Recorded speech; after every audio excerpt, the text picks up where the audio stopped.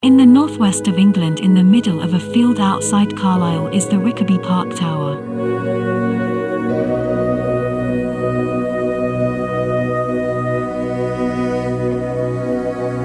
Rickerby Park Tower was built in 1835 for the Carlisle banker and mine owner, George Headhead, who owned Rickerby Hall. It is an octagonal Victorian folly. Follies were built in the Victorian times for decorative purposes.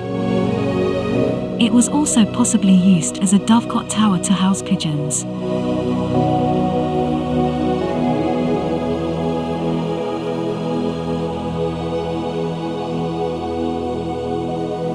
It was built at a time when towers and turrets were the in thing. The Victorians were known for castle-like buildings.